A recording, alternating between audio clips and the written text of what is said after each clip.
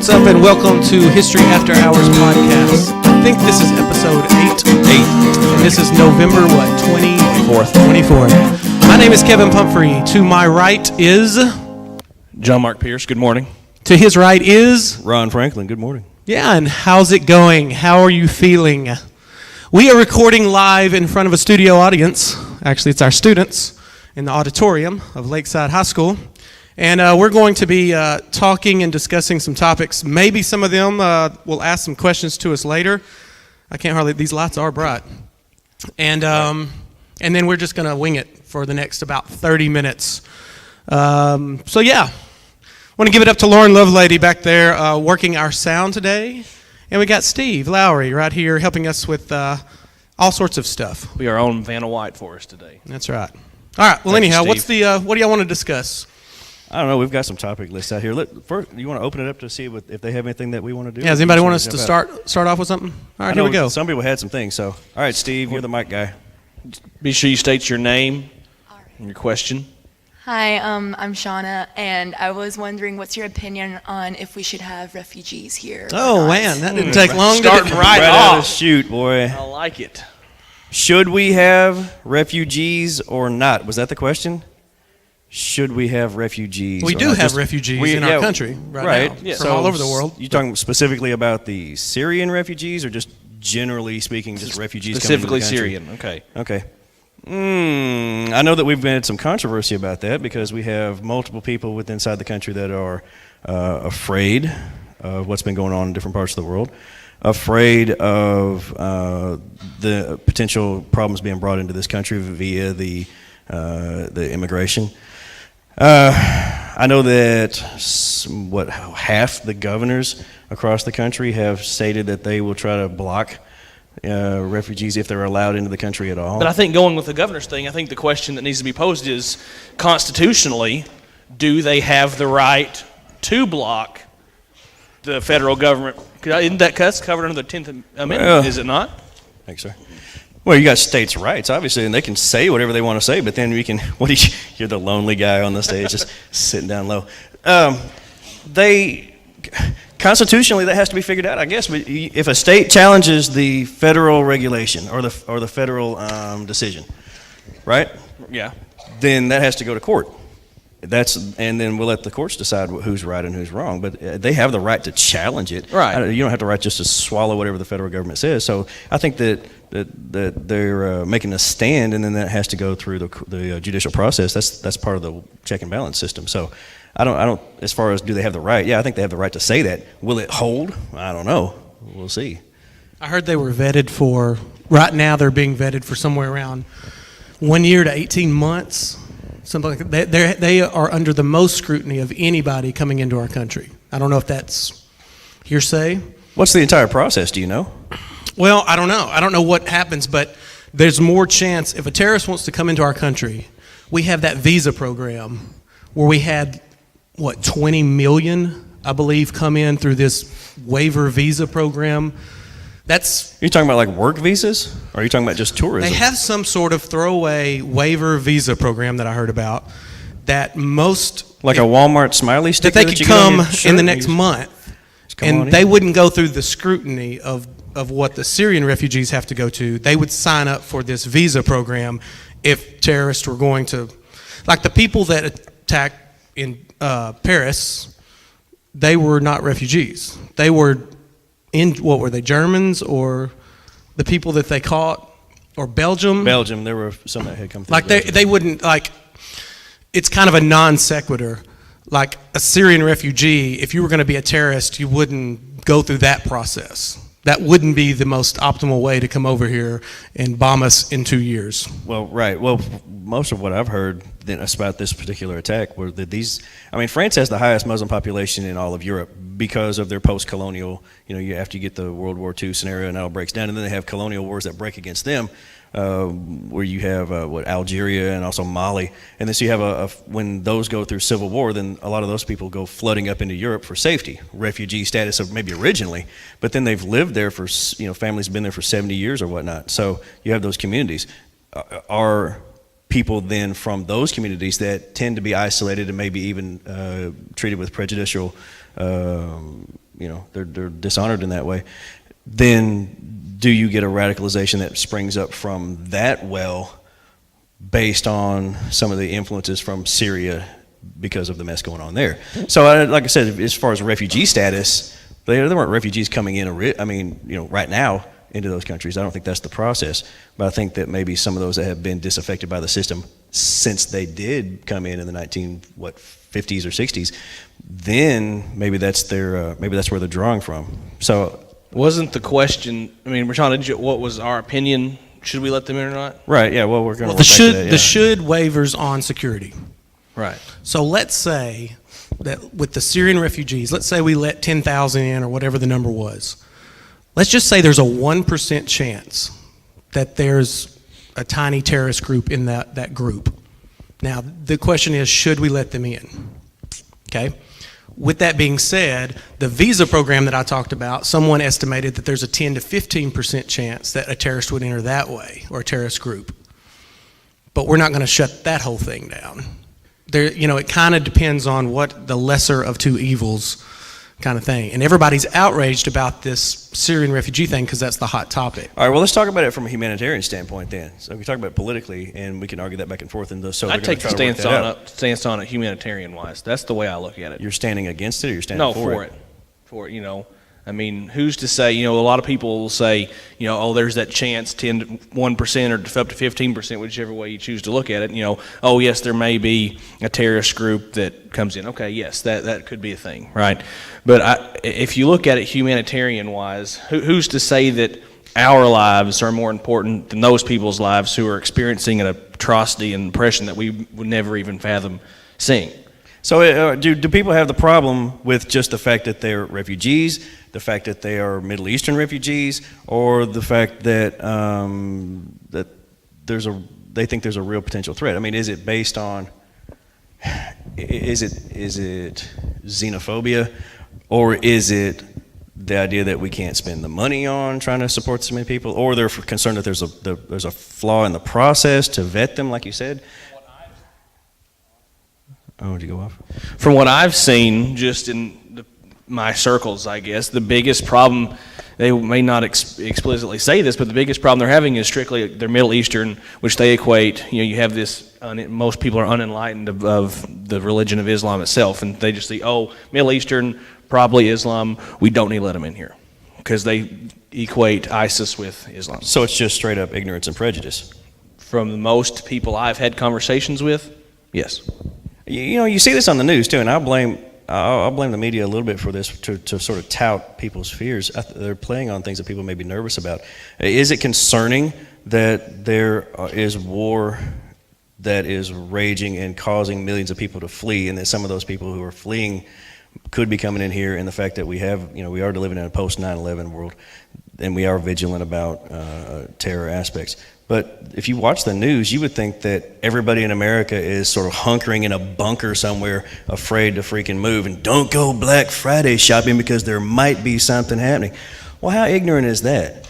Why would you say that? Are most people really feeling that way? I don't think that that's true. Well, I'll tell you, my wife's not. But I think that they're promoting the idea because it's good news, or it seems like good news because it gets people's attention, But I don't know that that's to promote that. I think is. To promote vigilance is one thing. To promote fear and loathing is a completely different standard, and I think that we've really gone down a dark path. I agree. So back to the original question, do we let people in?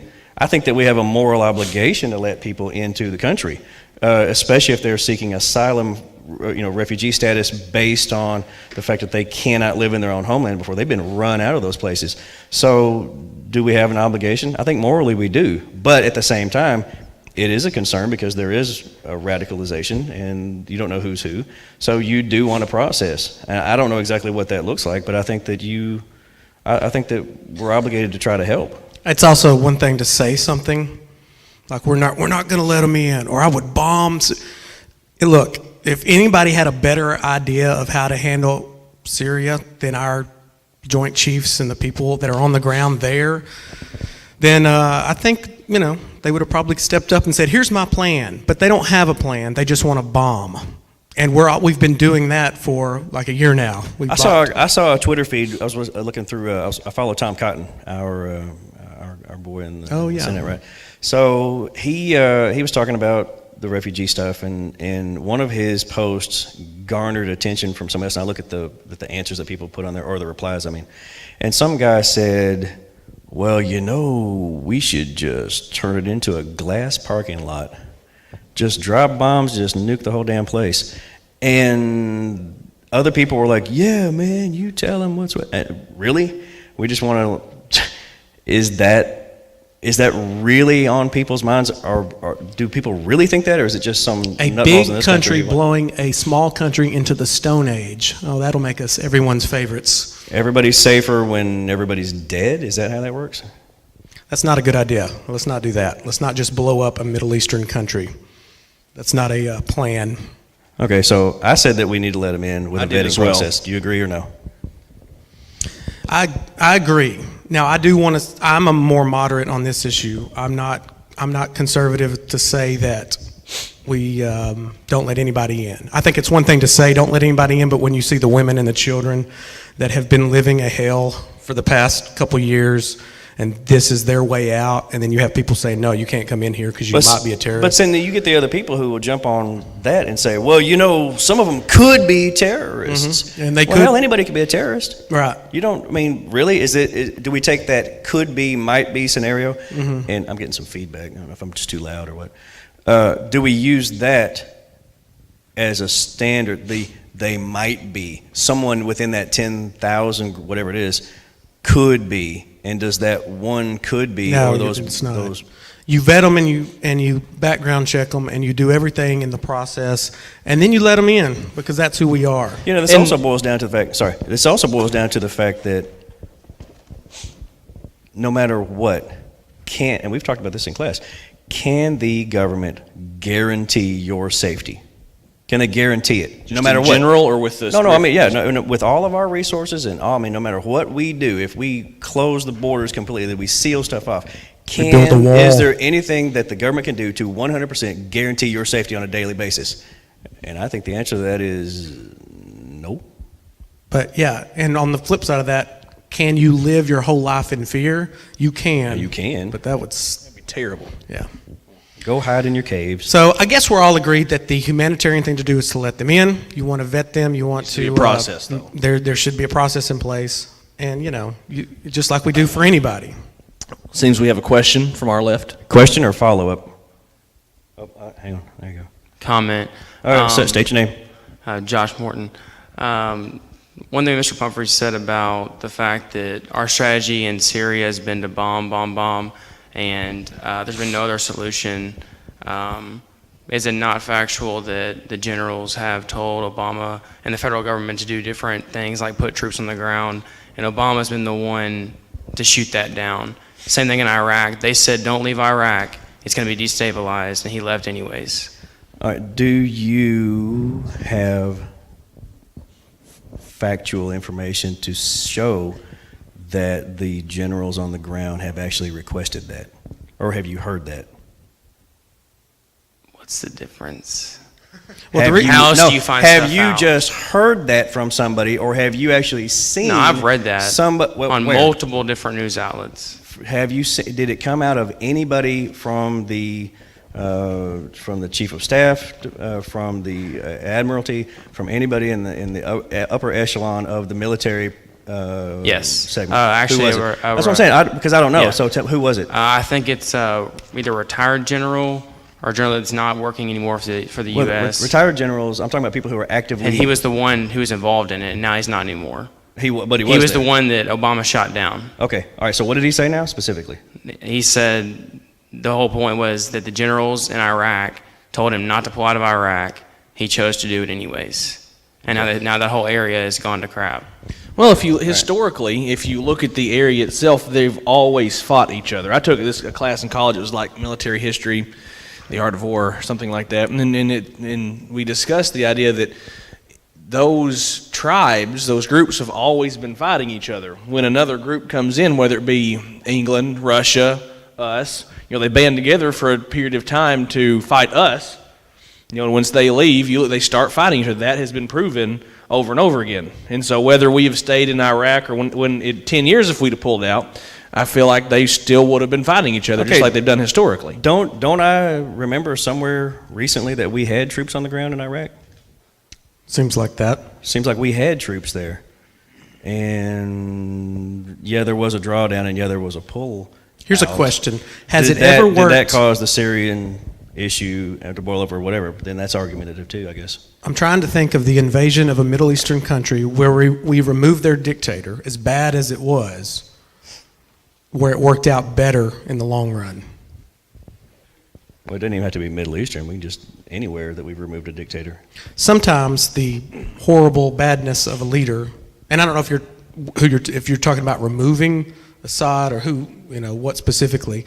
And you also have to think about this. Do you think the generals that are on the ground, the heads of state or the joint chiefs, did they ever disagree amongst themselves?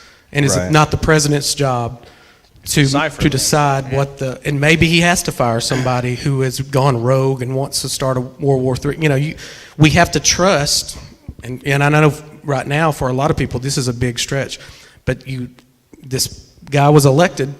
You have to trust the president to look at all the options available and try to make the best choice he can. And is it conceivable? This is something I want to add in, and Josh, you can maybe, if you know this or not, I don't know.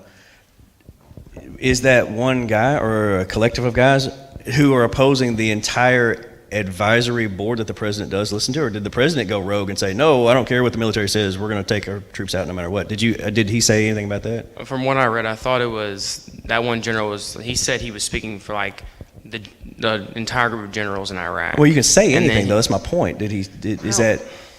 Obama just came out. You're shaking your head at me, but I don't know that, right? How else you can get information? I don't know how to verify what he's saying. What I'm saying is, how else can you see what the truth is? You have to believe somebody who was there and did it. Yeah, well, if you don't believe, people do have political agendas. I was just about to say everybody's got a political agenda. But I'm not saying you're wrong. I'm just saying I don't know that you're right. Obama just came back from over there, and 2 days ago he said, look, Republicans are screaming that we should bomb and do this and put boots on the ground and all that. He goes, look, if you can come up with a plan that's better than we've got right now, bring it on. But he said, as of right now, everybody's just saying bomb them. And he goes, we're doing that. Okay, dropping bombs on let me follow that through the other direction then. What if he takes the advice that this guy says, again, I don't know who all was involved in that. Let's put boots on the ground. Let's go in full force. Then what does that do on the larger political scheme? Because, do we move unilaterally? Do we try to build another coalition? Do we go back in there and try to just take the country? What do you actually do? And then what does that do to our standing? War is expensive, and we've been digging ourselves out of a recession, so that's still a thing. Do we put more money into that process to try to clamp down on somebody else's problems that we kind of, kicked into gear? I do agree with you on that. But how much more do we as a country place a burden upon ourselves to try to handle this situation? Do we get involved, and does this escalate? Because then you got Russia involved, you got Iran involved, you've got Turkey, Saudi Arabia, the UAE. France is now stepping up their stuff because of the Paris attacks. Britain has just authorized some issues to step up what they're doing. David Cameron's going to put more troops on their streets to see if they can, try to secure some things too. So, if we escalate, then the whole thing escalates is my point. I don't know. Okay, so there is a lot of questions. Obviously, we are not experts. We are history teachers. Our views don't necessarily represent those of Lakeside High School. And there's so many questions that, we don't have the answers. But I actually do not want this entire podcast to be about the crisis in Syria and what we should do. So let's move on, shall we? I don't have an answer for you, really. Let me get one last comment in. Steve gave me some support here. Okay. This is from the Washington Post. It says, General Lloyd Austin in 2010 advised President Obama against withdrawing all U.S. forces from Iraq, recommending that the president instead leave 24,000 U.S. troops, down from 45,000, to secure military gains made in the surge and prevent a terrorist resurgence. Had Obama listened to Austin's counsel, the rise of the Islamic State could have been stopped, but Obama rejected Austin's advice and enthusiastically withdrew all U.S. forces from the country, boasting that he could finally bring an end to the long war in Iraq. Okay, just to tie that together for us, okay? I agree that's okay. Now you have validity behind that. Okay, this guy said that. What does it go into saying? What went into the president's decision making? Were there other people who advised him against what that guy said? I don't know. We have to think about too, as far as you're saying, why did he pull out? Why would he ignore? If that guy has that advice, then why would the president go against that? Were there other people who said, no, this is the better strategy? Well, I would think. I just don't know that. This is totally a opinion guess, but the fact that he campaigned on the fact that he was going to end the war in Iraq, and that was one of his big strongholds in his campaign. How do you not go through with that after you campaigned for years on doing that? But that's a response. Was it more of a political agenda, or did he actually disregard the actual information? After nearly 10 years of war in Iraq, there's a lot of people who were tired of being in there, and that had a lot of popular support at that time. So I think that it's a reaction to what some of the... That's the problem, popular support sometimes. Well, you're right going to trust popular support over the generals who have a lot more knowledge. I agree with what you're saying, but at the same time, you have to factor all that in. You can't just say one or the other, okay? That's my point. I know. I just think if I was the president, I would listen to my generals over when you the run, masses. I'll see what your platform is, and then we'll see if we support you. Gotcha. All right. So next. We just want to reiterate that none of us was in the Situation Room when these decisions were made. Yeah, and Josh may be totally right. I have no idea. We're going on what we've heard and read in newspapers. You bring up a good point, though. I'll give you that. Yes, very good, very good. All right, let's move on to something else. Anybody got a lighter topic that they would like? That was a good question, though, Shauna. Thank you. A lighter topic? Will solar flares destroy the Earth within the next 30 days? That's a fun Always topic. that chance. Okay, here's one that me and one of my good friends from long ago used to debate. This is very similar to what we were just talking about. That when a brand name becomes so popular that's what you actually call the product. For instance, one of the best ones is if you want to clean your ears out, what do you ask for? A Q-tip. A Q-tip. Now, a Q-tip is a brand name. What's it actually called? Cotton swab.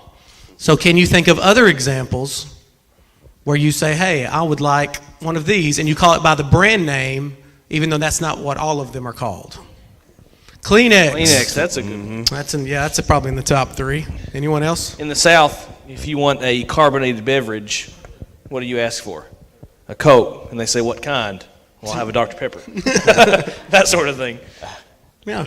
That's true. What about, I think we said, Band-Aid. Band-Aid is a name brand, not the actual product. Right. It's a bandage, right? Bandage. Okay. Anybody else? Can you think of something else? There's probably people, if they listen to this later, that are screaming answers. Why can't you think of this? It's obvious. See, this is why we can't think of everything. Hey, there's a hand. Yeah, go with Steve. We have another question. Would the Paris attacks be too heavy of a topic? I'm sorry. Say it again. Would you said a lighter topic. Would you not want the Paris attacks to be pulled up? Well, I would put that as more of a heavier topic. If we put that on the balance scale, Maybe slightly heavy. No, we can. If it's something quick, we can address it. All right. After the Paris attacks during the soccer game, I saw a video that during the moment of silence, it was shouting and all this stuff about Syria and all that. What's your question, Doc? How do you feel about the disrespect to the moment of silence of the people that were lost in the Paris attacks? Who was doing the shouting? I didn't hear this. We could not, there's no real way to find out, but from the sound of it, from the statement said. Are you talking like Muslim people were shouting? That's what the suspected people would be because what they were saying. Yeah, well, let's just wrap a bow on this real quick. I think it's impossible, and nobody does this, I don't think, really. There are some ignorant people that do this, but they will blanket all Muslims as this or all Islamists as this. I showed a video to, one of my classes. I think it was my world history class. about a guy named Reza Aslan, who was talking about you really need to judge Muslim countries by the country, whether it's Indonesia or Turkey or Pakistan or Syria or Iraq or Iran or whatever, and look at the country, because some of the worst atrocities are only happening in certain countries, and Muslims number well over 1 billion people. Just like, of course, if you compare it to some crazy Christians that go out and hold up signs and maybe not kill people, or maybe they do, who knows, but you can't blanket, there have been Christian serial killers, but that doesn't mean every Christian has that in them. Now, where it gets confusing is, yes, you have a small group of extreme Muslims and Islamic people who believe fundamentalist, we should blow up, people and suicide bombings.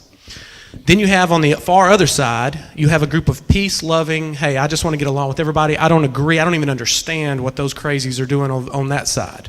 But I'm going to pray 5 times a day. I'm going to pray for peace and all that. But then here's where it gets a little more difficult, is there's people in the middle, some of which they're not going to act on what like the terrorists would act, but they're going to agree, like you were saying. They're shouting stuff. Maybe they clap their hands when 9/11 happened, even though they would never do it themselves. They do agree that that's okay. And then there's a group that, would not do that.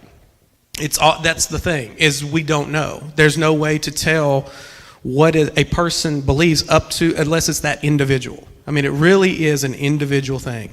And so, I do think that the extremists in Islam are the most dangerous people on the planet. Christians have kind of grown out of that, and those of you who have studied history, Christianity doesn't have a great rap sheet. If you're a Christian in this room, we have a pretty speckled past of violence as well. We used to, torture, and when we do Torture Day, that's by and large Inquisition and Christians that did that in the middle. But we have come forward, we have progressed, we have learned. Islam, there's a large group of them, not a majority of them, but an extremist group that is the most dangerous people, and they do represent most of the terrorism. And so that's what makes this so muddled, and so we don't know. And hopefully they will grow out of their fundamentalist beliefs, as most Christians have. All right. We are closing in on 30 minutes, I'm sure. So I would like to just end the podcast on another lighter topic, like Hitler. No. No, a lighter topic. Anybody else? Happy fun guy. Q-tips and Kleenexes, everybody. Love your neighbor. What else we got? Q-tips and Kleenex. I have a question. What is, when you go to either your family's Thanksgiving, because we're in the spirit of the week, the month. I can't come to your family's Thanksgiving? I guess. Oh, okay. Yeah. Anyway, or you go visit somewhere, you've been invited. When you sit down to eat, there's that one dish on the table that just makes your stomach curl. What is it? The one that nobody touches, Yes. and everybody has to go, well, I'm sure it was good, I'm just full. Yeah, what is that for you? Green bean casserole. All right, and do you judge that based on who brought it? It may look good, but that person can't cook. Aunt Jemima made it, whoever. Aunt Faye's I'll fruit work around salad. that dish. Mine is cranberry sauce. I don't like cranberry dude, sauce either. You know what? I'll smear cranberry sauce on my face. It's just like that's like. Here's the thing: I like sauce, that. What you're talking I about. feel like shouldn't be in a gelatin form and look like the can that came out of. That bothers me. What? That's what It's sweet and it's like jelly. It's jelly. Anybody out there got Cranberry something specific? jelly. Yes. Yeah. This is Leanne, I think. I can't see because of the lights. My name's Leanne, and my grandma makes fruitcake every year, Fruitcake, yeah. and it's Okay. disgusting. All right. Now if you have the cake part of fruitcake, it's good. But there's something evil about those little candied fruits. Those are not natural. There's something Like, crunchy in there. It's like cat food. Yeah. It's not, yeah. So I agree with you. Fruitcake is just, but the cake part is awesome. If you could just chew around that and spit the fruit out. What's wrong with green bean casserole? I don't know. There's some ingredient I don't like. There's something in it. You know what it is? It's something the they fried slather onions. over it. It's those French fried onions. That's what. I like green beans, but I cannot stand those. And here's something else. Don't take pictures of your Thanksgiving plate. We're all eating the same crap, okay? Put your phone up over Thanksgiving. Your friends can wait. Do what now? Yeah. Put your phone up over Thanksgiving. Yeah. That's a pet peeve of mine. Oh, and don't join in. Okay, you know there was a thing called Black Friday, which is a huge corporate thing. There was a thing? Now it's Black Friday Black right after Thursday night. Thanksgiving. Yeah, Black Thursday night. Don't do that. Just admit to yourself, I can't afford things at regular prices. Wait a couple days and just walk in with your head held high when there's not a million people so you don't get trampled, people. Come on. I understand There's business no wanting to make use some for extra that. money, but people want to go home with their families, and that kind of bothers me. I told my wife I'm not going this year. She's a big Black Friday, let's go make some deals on a waffle iron or whatever she's getting. Aren't there some stores that are open all day Thursday? I think so. That's un-American. They Oh, yeah. close for like 2 hours to get prepared. I wouldn't go to work. I mean, I'm yeah. with you. I told my wife, I was like, listen, we got married like a day apart, wasn't it? Oh, yeah. And so I told her, listen, Not to go each have other. fun. No. Anyway, yeah, so I was the same way. That's not a thing. Avoid the lines. Avoid getting trampled. You know what? It's an intriguing marketing ploy, though, if you think about it. Just to like, how can we commercialize Thanksgiving even more? Just to say, you know what? As soon as you swallow that last bite of green bean casserole, then run out here to the store and buy a bunch of stuff. I mean, if I'm a business owner, though, that's brilliant. Especially if I'm big corporate selling, whatever, that's awesome, because then the more people you can get in, the sooner they buy stuff. This is just sort of a rule in retail. The sooner they buy stuff, and then you've got all that gap in between, they'll come back and buy more stuff. So it's a marketing ploy, and from that, if you look at it from that angle and not the family angle, it's brilliant. So it's we can look at it that way too. All right, we do have to wrap this podcast up. We've been rolling for a while. We do want to reiterate that our views do not represent Lakeside, nor are we experts in any of this that we're jabbering about. We are history teachers, everyone, and this is the 8th episode of our podcast on November 24th, 2015, in front of our first period classes. There's 3 of them in here. Everybody say, yeah. And we're about to hit Thanksgiving break. Y'all give it up for Thanksgiving break. Yes. All right, that is it, everybody. Signing off. Goodbye.